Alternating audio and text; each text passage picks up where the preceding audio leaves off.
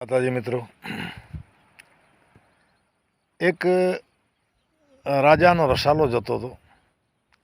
રસ્તામાં એક સિંહ અને સુવર આ બે મરેલા પડ્યા હતા. બાજુમાં જઈને જોતા એમ લાગે કે આ બેને વચ્ચે લડાઈ થઈ હશે અને બે વીર ગતિને પ્રાપ્ત થયા, કારણ કે બે શૂરવીર પ્રાણી છે. તો એ રસાલાની સાથે એક કવિરાજ હતા. કવિરાજે એ બંને જાનવરોને યુદ્ધનો વર્ણન કર્યો છે, જે હું આપને સંભળાવું કે કોઈ નીકળ્યો સિંહ સેલાન કરવા, કજુ વજીજે જકો પ્રભાત વેળા, અને દોય માસી તણા વજીતા દીકરા ભાખરા થિહોરા થયા ભેળા.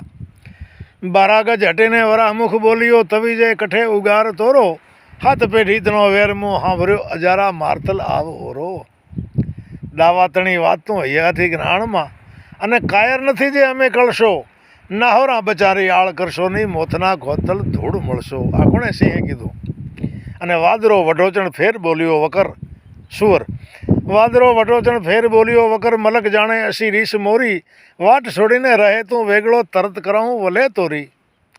સિંહે જવાબ દીધો કે શેર બહાદુર નથી, કાને તે સુણિયા, અને ભારથે હાથિયા કાંધ ભાંગે, કરે વો ઘાવને સોચ કા શું કરે, લડાઈમાં હટું તો દૂધ લાજે. અને કળો કરવા કજુ વઢ્યા બે કાટકી, નવે ખંડ રાખવા અમર નામો, ભૂંડણી તણો કંધ મંડાણો, ભારથે આ સિંહની તરા ભરથાર હામો.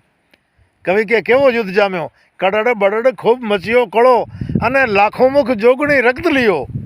અને છેલ્લે જ્યારે બે જાનવરોને એમ લાગ્યું કે હવે પ્રાણ નીકળવાને વાર નથી ને દુશ્મન જીવતો રહી જશે, કડડ બડડ ખૂબ મચ્યો કળો, લાખો મુખ જોગણી રક્ત લીયો, પટાધર થાપ વરા સિંહ પ્રાષ્ટી, અને વાઈ દાતરડી સિંહ ઢાળી દિયો.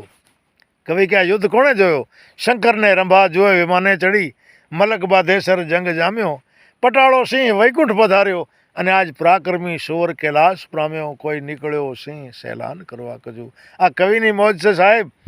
જો પૈસા લેવા હોત તો આ જાનવર બે શું આપ્યો છે, એટલે થોડામાં ઘણું સમજી જાજો. જય માતાજી.